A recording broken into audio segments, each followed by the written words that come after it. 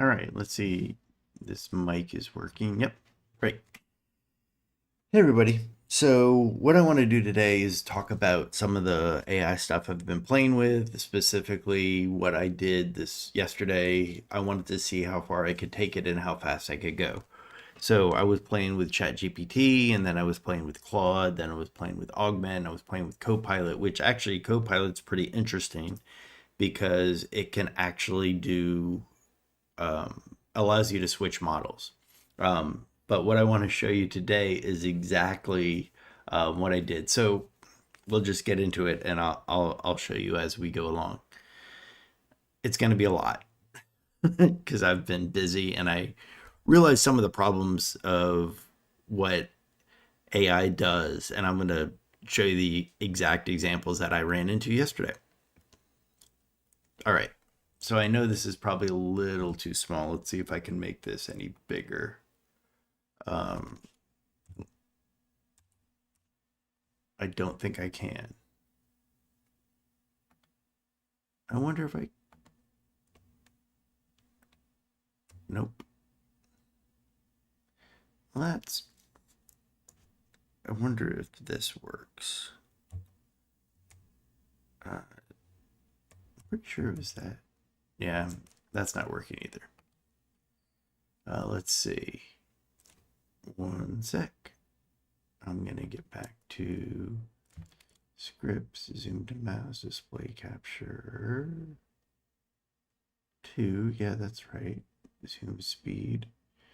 Yep. Okay, so we have a zoom. So I'm going to play with the zoom to make it easier for y'all to see. Let's see, settings. Let's go to hotkeys. It's F1. Okay. So if I come here, there we go. All right.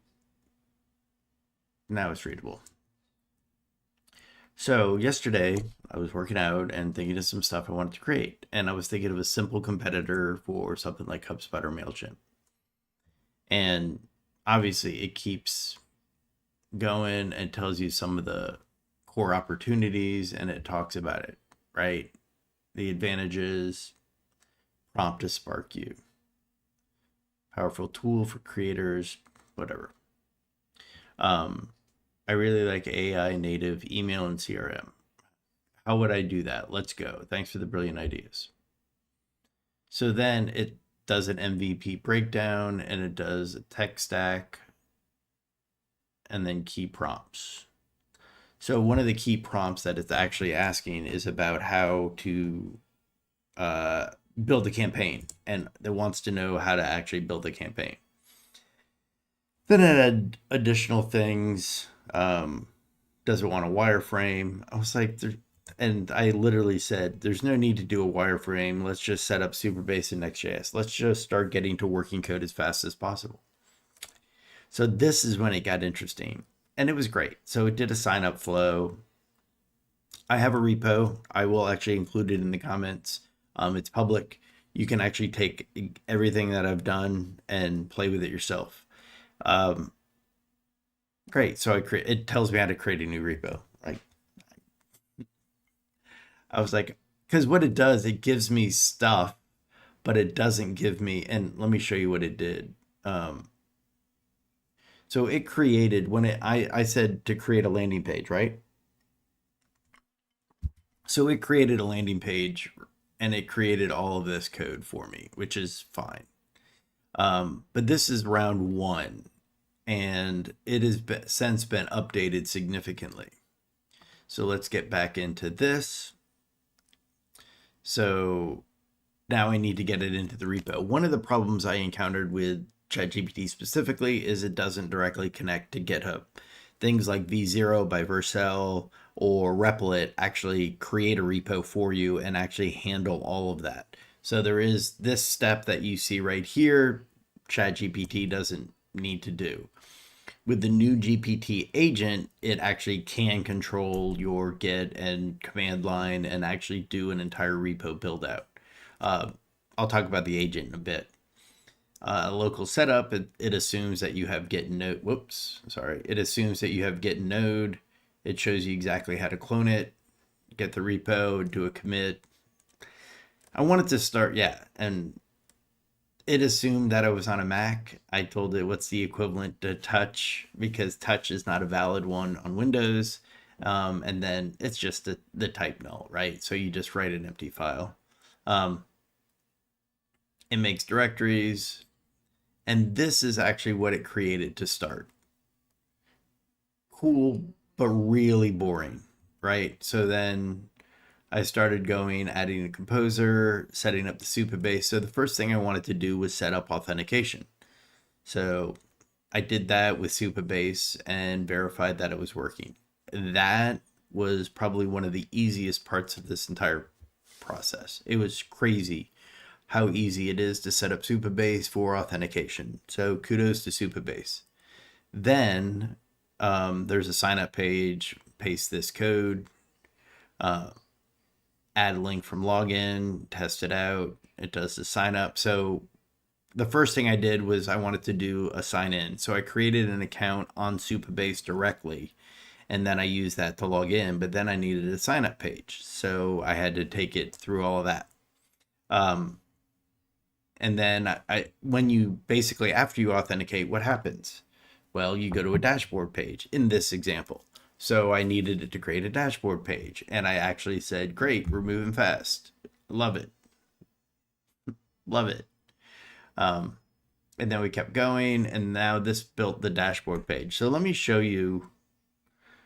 And then a toast message and things like that. I was like, all right, let's clean up the home page to make it more engaging.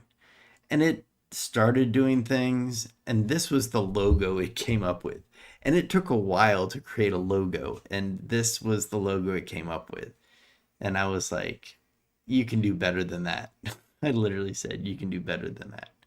And then it came up with this, and then it finally cleaned it up and came up with that, which for an email CRM, that looks pretty decent. Generated all the favicons. I downloaded it. Tailwind. So it actually set up for Tailwind 4.0. A lot of problems with Tailwind 4.0, so I had it roll back to 3.4. And everything ended up working great. Set up the globals, and I uploaded the files that it did. So let's pause right here and let's show you what it's actually doing. So right now, I'm going to show you where we're at. And there it is. And I'll zoom in a little bit. So there's the logo. The favoricon's not showing up. I'll have to fix that. Obviously, this is running on localhost, so all good. Oh, for those who are watching this, here's it's under my GitHub. It's ai.crm. It's startups and code, right? And that's how you can get to it. All right, so let's get back to this. So this has features, pricing, all those links. Oh, wow, it removed those links. That's funny. I need to fix that. Here's the pricing, and where are the features? Here are the features, automated, and it did these animations, but it created this entire landing page. But here's what's really cool. If I log in and the site is running, which it's not right now. Hold on one sec. Let me come back here. Dev.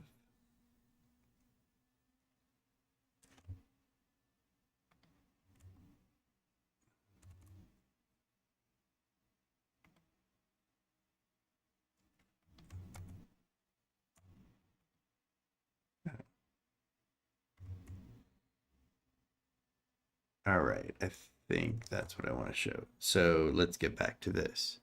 So this actually does work, and pricing takes you down here, and this will take you back to the home page.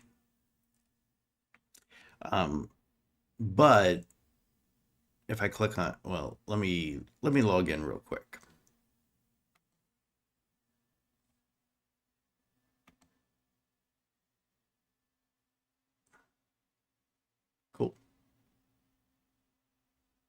And when I log in, it takes me to my dashboard. Fun times. So when I first log in as a new user, it actually takes me to this. And this is, I can add contacts, I can create a campaign, or I can view my dashboard, or I can actually skip and go directly to the dashboard. I've never done this before, so let's see. When I don't have anything, let's see what happens. Oh, that's kind of what I was hoping. Let me restart this and I will add contacts. So I can actually upload. It added a bulk upload, so I can choose a file. I click on open, imported 2 contacts, and there they are. Great. So now if I go to my dashboard, I see those 2 contacts.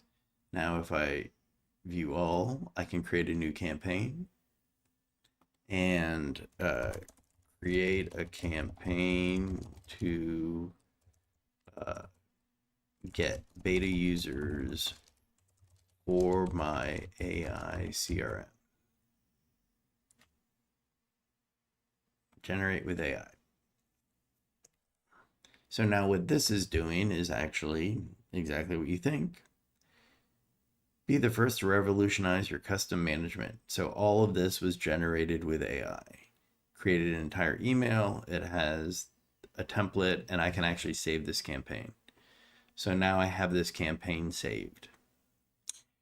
Pretty cool stuff. And all of this was done with ChatGPT. So let me go back to, I'm going to log out. There we go. And when I log out, it takes me back here. If I log in, let's see if I can do this. Log in. 1.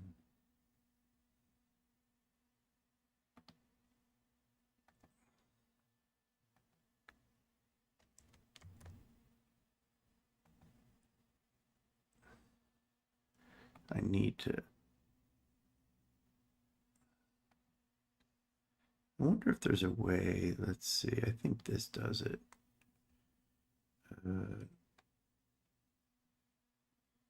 Project, live caption, nearby sharing, settings. Nope, that's all good. Like I said, live streams are fun. Do not disturb. There we go. Okay. And then I log in.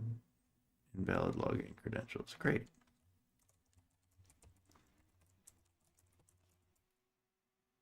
Log in. Yeah, we'll save that. And as you can see, I logged out and then I logged back in and it saved my information and my contacts. But that's not what I want to show you. What I want to show you is actually the code. So let's get into the code. I'm going to stop this. And we're going to go here. So let's go into this and then go into the code. All right. So let's zoom in because this is really hard to see for you. All right. Now, it created a pretty good Next.js app. It showed me how to get it set up. It showed me how to actually manage it. Configuration, middleware, a post CSS config. But here's the fun part is dashboard, and here's the page for the dashboard, right? So it's using Superbase client and the handle skip onboarding. So I actually have a way to actually remove onboarding. If you've already been through it, you can skip it. If you've been through it, if you haven't been through it, you can go through it, but there's also a way to trigger it. But there is a way to check. So when you're using Next.js, or I don't care what tool you want, there's an auth helper for Superbase. And that auth helper allows you to actually verify different routes. And it says, okay, this route is a protected route. And what a protected route means is if you're not authenticated, you shouldn't get there. However, here is the problem that AI did as the initial solution because it was fast, easy, and simple, but not secure. So it actually implemented, and I'm just going to talk about this for a second. So it actually set up a client, a client version of authentication. And for anybody who's done any type of web login or authentication ever, uh, client authentication is bad. It's fast, but it's definitely not secure, and there's so many ways around it. And the way Next.js and React actually do the rendering, you'll always see a flash of the original screen before the auth of the use effect actually gets triggered. And there's ways to actually improve that, but it doesn't matter. It should not be on the client. Let me say that again. It should not be on the client. It should always be a server check for protected routes. And Next.js supports that really easy with static side, with server side rendering. And it works. And you can actually have a middleware, and that middleware will get there. But if you ask AI to do it, it will do it in a way that it worked. And don't get me wrong, the authentication did work, but it was not secure. It it was actually really bad. And the screen would flash and things like that. But as you saw when I was doing my login, there was no flash. It actually took me directly to the dashboard and everything was fine. And what's really cool about that is the dashboard that it was taking you to is now a protected route. And it's a protected route on the server. So I said, no, you shouldn't be using that. These are the things that you need to understand as a software engineer using AI of some of the concerns that you're going to have specifically around security. AI actually will respond to you in a very positive way. Oh, I can do that. It's easy and simple and blah, blah, blah. And it will give you working code. But more often than not, that working code is not necessarily optimal. Specifically in this case, it actually was really unsecure. Now that I have a middleware, it's actually gotten so much better.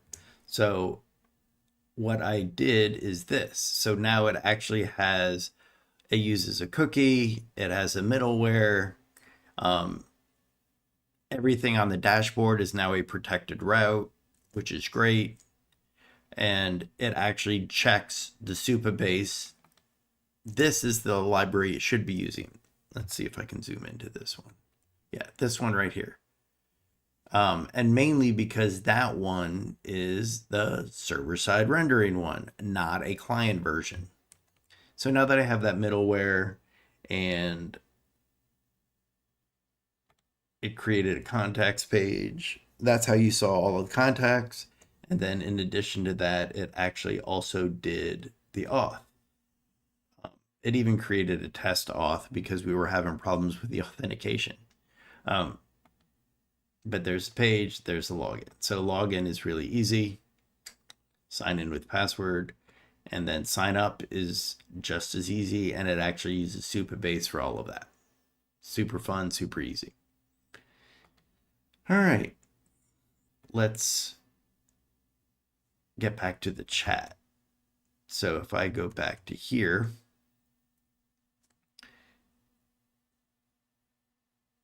so it updated the login page because the login page was really simple and it looked horrible. And then I wanted it to make it look better. So this is when I realized, oh, wait, this isn't good. So it did a full sign up page, right? And it used the Supabase client and it did the auth with the email and password. And it doesn't, it was all on the client. It was so bad. And then it created the contact page. I'm going to go through this pretty quickly. Here's the table. It originally did a full name. I don't like full names in databases. I like first and last name so we can sort by each one individually without having to parse it. It did not do that automatically. So then I told it to be better, is honestly the truth. Um, it updated the add command. Here's the CSV upload. So it did allow me to do a bulk upload, which is great. It gave me a sample template to use for the upload. That worked great. And then, of course, I wanted to be able to delete, like basic CRUD functionality. Um, and then I added a confirmation to it for deleting. Then I took a break. That's the other thing I've noticed is like, all right, you take breaks because the AI will never stop. It will keep pushing you and keep asking for more. Or, hey, do you want me to do this? Do you want me to do that? And a lot of the requests are actually pretty good. But don't forget about your own health. um, all right, campaign flow. Oh yeah, then I did the part that set up the campaign, that set up a table on Supabase. Um, here's how it generates the campaign and create campaign. It did a test flow for the create. That all worked. You just watch me create a campaign real time. And what is this page? Oh, this is the create page for the campaign. Yep. Line clamp. So this was another error that it had. So it said to install line clamp. Well, you don't have to, because every version of Tailwind after 3.3 has it as part of the default. And I even let it know. Line clamp is included in the default of Tailwind 3.3. And it's like, you're absolutely right. So you don't even have to reinstall it. So this whole section here was not needed. And I don't know why it knew I was running 3.4 because it told me to use. I started on 4. I went down to 3.4. It should have known that 3.4 already has line clamp in it. Why didn't it? I don't know. But it fixed it. Then I got some errors about a React component, and it was basically about a use client versus, yeah. But this is when I realized it was doing the use client. So when you do a use client, guess where it is? It's on the client. And that allows you to do so many other things. Yeah, I was running into this is a human error, and I will own up to that one. Yeah, the page wasn't working because I forgot to save it. All right, let's just keep going. See, I shouldn't be able to access campaigns created unless logged in. We should protect it for unauthing. And this is when it did the auth check. And it had an auth wrapper with auth and all of that. This should be a protected route on the server. So it did all of this on the client. And if you know anything about clients, it's not good. So this was basically a hackable route that technically protected it, but it did not. And then me being a relatively intelligent human, this should be protected route on the server. And it's like, oh, you want true protection. Why would it not give me true protection from default? No, I want fake protection. So those kind of like, literally it says that if you want true protection, like literally true protection. Really? All right. And then it shows me how to set up the middleware. And this actually worked great. It registered the middleware. Yeah, I wanted to get rid of the WinAuth. And they're like, yeah, you can do it. I wanted to go through like what a non-technical person would ask. And I want to show you that this entire thing is really interesting on how easy it is for a non-technical person to do it. But there's going to be tweaks where you're going to need some foundational knowledge to go, is this code good or is this code tragic? Sometimes it's garbage. All right, so now that I have the middleware set up, full working middleware, did that, had to test it.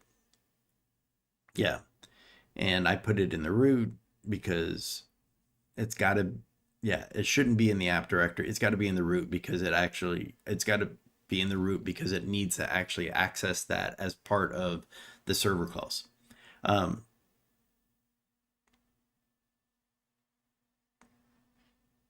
Yeah, and then it was giving me some errors for window not defined because it was outside of the use effect. and it needed to be inside the use effect because otherwise it wouldn't have access to the window object. Got rid of all of that eventually. It was so annoying. Redirected from, fixed the logic for the redirect logic. Yeah. And then I asked it about the coding, and because it did a 2F, right? So the 2F is URL encoded /. And I was wondering if that was an issue, because that's what a lot of people would see.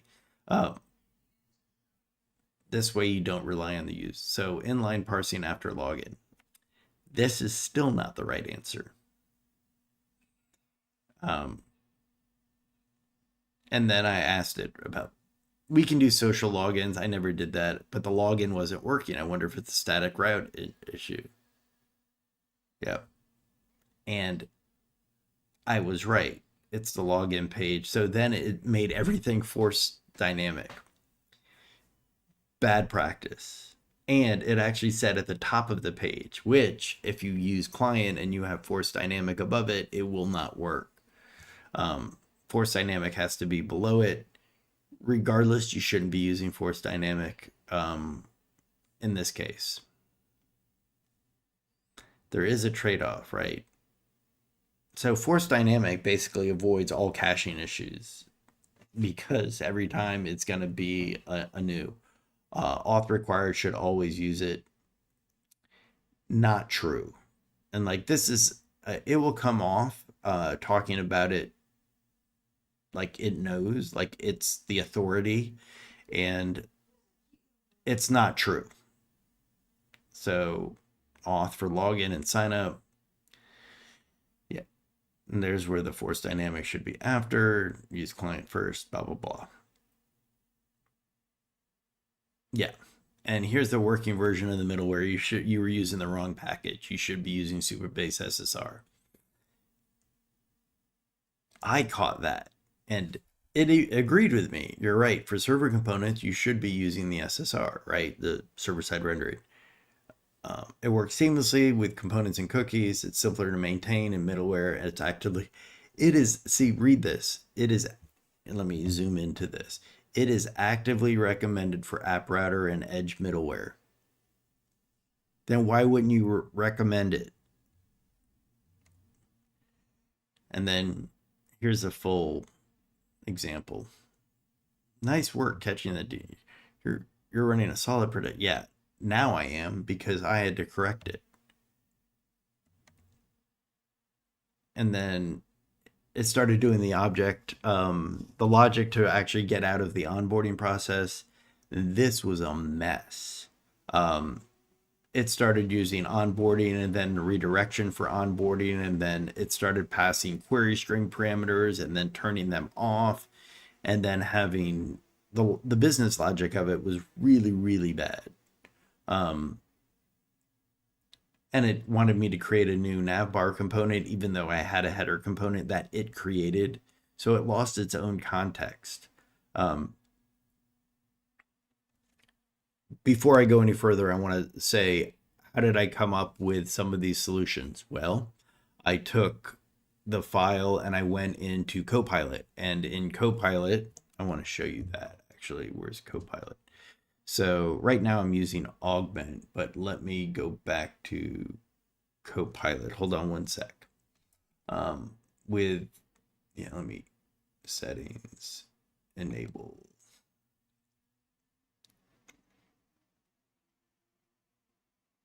Yep. Great. And it should have that up here, open chat. Yep. Great. So now let me take you into this insanity because it's crazy. Okay, you ready? So now in CoPilot, I'll zoom in over here because this is the only part. The whole layout was really bad, and I tried to use CoPilot to fix it, and as you can see, it just entered a different loop. And here's what's really cool about CoPilot down here. If you're using the agent mode and you're here, you can actually select from the different premium models or the standard models, which are included. 4.1 and 4.0, I played with. I'm a big fan of Claude, in case you didn't know. I tried Gemini 2.5. It did not do well for coding fixes. Maybe it's gotten better, but this was yesterday. So, um, and there is a charge for this as you start using premium models, but you can also manage models and add your own models in regards to CoPilot, which is really cool about CoPilot. If you have a model that you want to play with, you can actually load it, use that model, see how it does in regards to the agent. Generally, I use Sonnet 3.7. It's fine. GPT 4.0 or 4.1 are fine too. But as you can see, it did not do a good job. However, I went into Augment, and let me kill. And now I have two chats in the same. So I was like, can you update the onboarding model to be more engaging? Helpful. I want to add buttons at the bottom of each card and a way to exit the onboarding process if I want to. Sorry, you didn't see that. Right here. Right? So let's see what it did. So if I come in here and I'm going to get out of the Zoom and I click on this, which is, oh, I'm not running anymore. I need to start this up again. npm run dev. Okay. It'll reload. That's the other thing about Next.js. The hot reload is like amazing. Hold on one sec. Let me log in. And I'm going to log in with this account. Log in. Yeah, this one. This is actually a great one. All right, so I'm back here. And then I click on this. And it's really cool because it added this. It added the check marks. It shows me the progress. And then I just need to go to the view of the dashboard. And now I can actually see the dashboard and the campaigns that I've created. If I want to view all, I can actually delete that contact. Remember the delete button we added? It's right here. If I want to add an individual, I can do that. But let's go back to the dashboard. If I want to view this campaign, I can view. Oh, I haven't done that part yet. All right, we need to do that. If I want to create a new campaign, it's going to give me this and it will generate it with AI. But what was really cool was this. The original one was nothing this beautiful. And now it's actually showing me the progression as I go through the onboarding process. Once I send something, this one will be checked and I'll complete my entire onboarding. But what did all of that? Well, it was a combination of ChatGPT, a little CoPilot with Claude, and CoPilot with GPT 4.0, and then a little bit of Augment. And all of that combined got me to where it is. And that's one of the things I want to talk about is that there is no one tool that is going to be the best at anything yet. The new GPT agent that just came out last week was actually really cool. And it actually did a lot of building of truly autonomous events. And it would actually do more than just find you a solution, but it would actually implement that solution also. There's a lot of concerns of, oh, well, I don't want to give it access to my email. I don't want to give it access to my calendar. I don't want it to give access to social media and post things that it shouldn't. I don't know if you've read, I released a newsletter about the AI wars that are going on right now. And Grok 4 came out this week and it did not go well. It's getting better and they put some guardrails on it, but people are moving so fast that they don't think about the guardrails. And those guardrails are what are going to protect us as we start moving forward of like, let's just say you gave it access to your social media. It could destroy your brand if it wanted to. And there's got to be a level of check of what is it posting? Is it posting something good? Is it posting because it's posting on your behalf? So that's something to be aware of. And security matters. And I think we all agree to that one. It's really kind of funny on how all of that plays out. Um, but I think what I was able to do in a weekend, not even in half a day. Let me get back to it. It created a header. It updated. Oh, yeah. So I got rid of the nav bar that it had. I'm using the header. It does authentication for the header. Um, yeah, I wanted to update. So, like, there's people out there that don't know what a query string parameter are and parameter is. And you kind of need to know that to actually tell it, hey, you need to fix this. So if it's going to pass it, it needs to read it. Um, and I wanted to try out some audio stuff here. But here's where I was playing with the audio. All of this is working. This is all on that GitHub. So now I have this. I want to do one more thing. And then this is the part that's really fun. Is you ready? Let's see. And I come back here and I do this. Hey, can we keep talking about this AI CRM? Absolutely. We can continue working on your AI CRM project anytime. Just let me know what you'd like to dive into next, whether it's building more features, refining the user experience, or anything else you have in mind. Let's work on refining the user experience. So the sign in and sign up is actually working great, but I'm kind of wondering how I can improve. I want to do the like sending of the actual campaigns. Now that the campaigns are being generated, I have my contacts. How would I actually go about sending those campaigns and tracking that? To send out your campaigns and track them, you'll want to integrate with an email service provider that supports both sending and analytics. Here's a roadmap to get you started. First, choose an email service provider. Popular options include SendGrid, Mailgun, or Amazon SES. These services offer APIs for sending emails and tracking opens, clicks, and deliveries. Set up API keys and configuration. Create an account with your chosen ESP, generate API keys, and keep them secure. Store these keys in environment variables, even in like a .env local file for use in your app. Then integrate sending logic in your app. So create a serverless function or API route in your Next.js app that handles sending emails.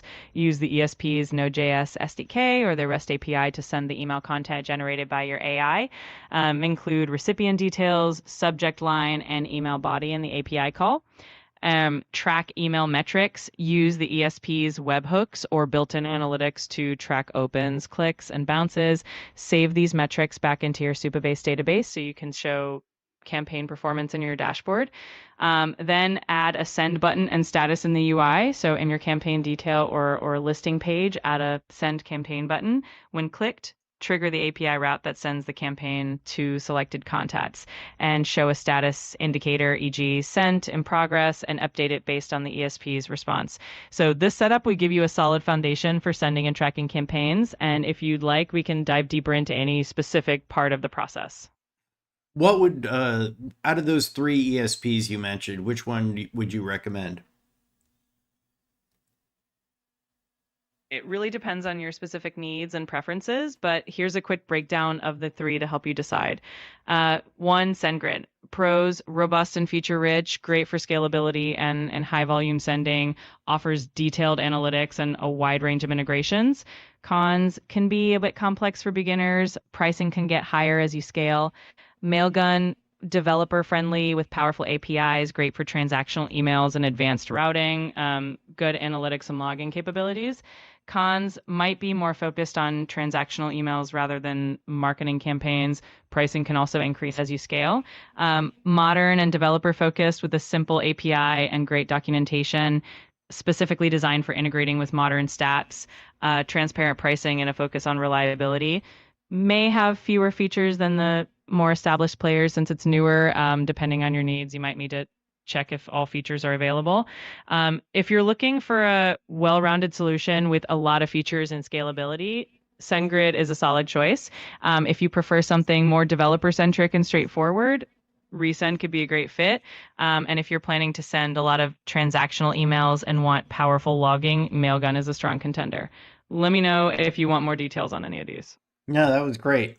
I'll have to play with one of them and see where it goes from there. So let's change the topic for a little bit as we keep building this out.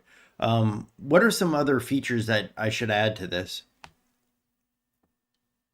Absolutely. Adding more features can really elevate your AI CRM.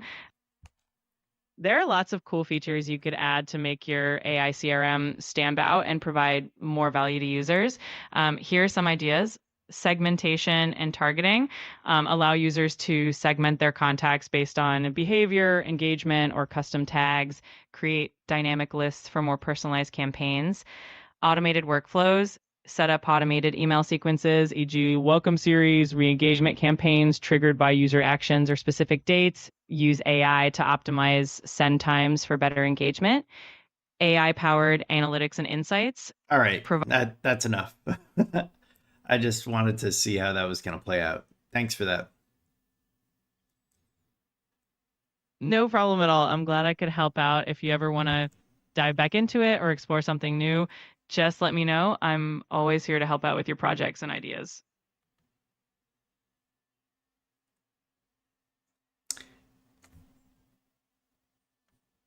So that is like really easy to switch into now. It would have context for the entire. Wow, it actually and it gave here. I'll actually just show you. So even though I was talking to it, it actually gave me a breakdown as part of the chat of setting up configs, how to do all of this, refining the user experience, and it gave me all of this information just from talking to it. And the voice chat ended 5 minutes and 8 seconds. But one of the things I want to actually do maybe next time is I wonder how far I can take it without typing, like literally just do it all through verbal communication, like text to speech, speech to text, et cetera, et cetera. The AI is actually really, really good at interpreting my speech. As you saw, the response time has gotten so much better from when it originally did, when it originally came out. One of the things I have noticed though is if I ask it for something complicated, you'll hear these double clicks, and it's like it's literally like the brain is processing, and then it will get back to me with a full response. And depending on the model that I'm using, it will actually change the response. And I forgot what it was. I think it was O3 Mini. Um, let's see, tools. No, deep research. Oh yeah, it was O3. The O3 actually does advanced reasoning. O3 is it? I think it's O4 Mini. Yeah, O4 Mini. Yeah, yeah. The O3 Mini and I mean the O4 Mini and the O3 do not support audio. They only support text, and the response time is longer, but generally way more, a lot deeper than that. Um, anyway, uh, just wanted to give you a heads up of what happened. I will add the link to that GitHub, and you can have at it, play with it.